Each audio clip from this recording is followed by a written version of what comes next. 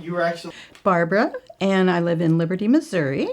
Okie dokie. And tell us a little bit about how heart disease has touched your life. Heart disease touched my life starting when I was about 17 years old. My father had a heart attack, and a massive heart attack, and passed away on the couch one night. So I was very young when I was introduced to heart disease. Then I didn't really think anything about it till my dad was 52 when that happened, and didn't think about it until I was 52. And then got all the symptoms. But I thought, no, not a heart attack. But luckily I didn't have a heart attack because I had a 99% blockage in my LAD. So I had triple bypass. That's remarkable. Mm-hmm. Can I steal that? Mm-hmm. So, you have all those symptoms and you say, no way. I'm a girl. Mm-hmm. Right? Mm-hmm. Girls don't have heart attacks. Nope.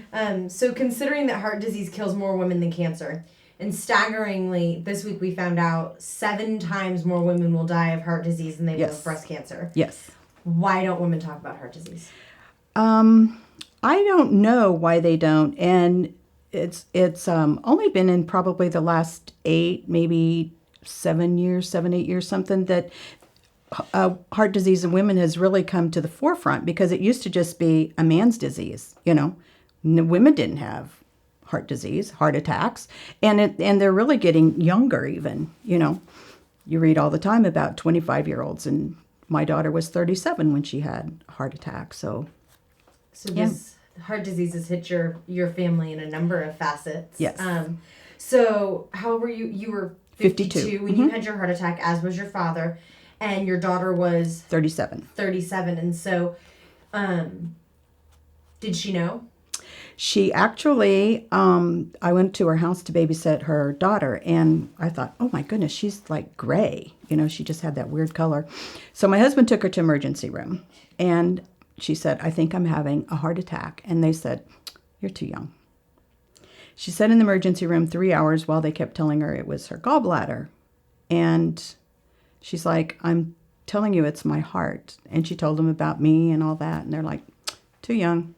So they do the sonogram, do the whole gallbladder thing, and work up. And they come and say, it's not your gallbladder. She goes, well, now do you think you could check my heart? And it was, she had ended up having a 5-way bypass, valve repair, ablation. Mm-hmm. My goodness. So what were some of the changes that you made after your heart attack? And maybe some of the ones that your daughter made after hers?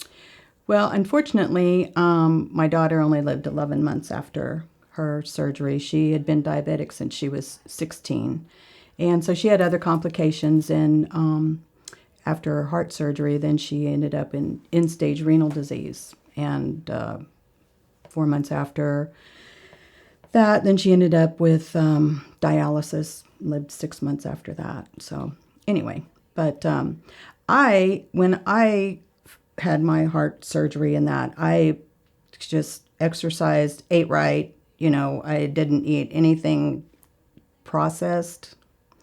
Unfortunately, after you get to feeling a little better, maybe like a year later, you like kind of fall back into those bad habits. Yeah.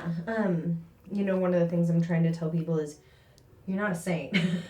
You can't skip it every time, but knowing your best option when you have to go there. I have 2 kids. We absolutely drive through McDonald's every now and then, but I know that a hamburger has 200 milligrams less sodium than a cheeseburger. And so you just have to take it where you can. So how do you share this truth with others? How do you help women know that heart disease is their number 1 killer? Every chance I get. And like I'm on Facebook, if I see something about breast cancer, I always write a comment. Are you aware that heart disease is the number 1 killer of women? It will kill 7 out of 10 women, and 500,000 women a year die from heart disease. And, I give them all those statistics, and I usually don't get a comment or reply back. I did. I don't know if you know what the low-key bracelets are with the Wildlife Fund. They're little like rubber bracelets, and they have a black one and a white one. The rest of them are kind of opaque, and the black one is supposed to be made with dirt from the Dead Sea, and the white one is supposed to be from the snow of the Mount Everest.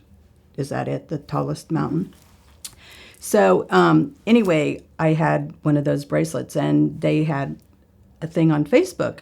Get our pink bracelet while they last, blah, blah, blah. And I said, so I sent them off a thing. I said, hey, do you think that in February, when it's American Heart Association and Heart Disease Month, you could maybe make a red one for women and heart disease?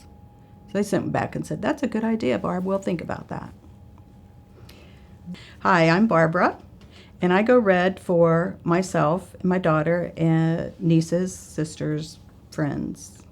I want to uncover the truth about heart disease because I think that women, and especially younger women, need to know that it is out there. And if they have symptoms or whatever, whether it's in their back, their chest, anything from their waist up, that it should be looked at. Myself and my daughter is why I try to live every day honoring my daughter and exercising, working out, trying to eat right to honor her.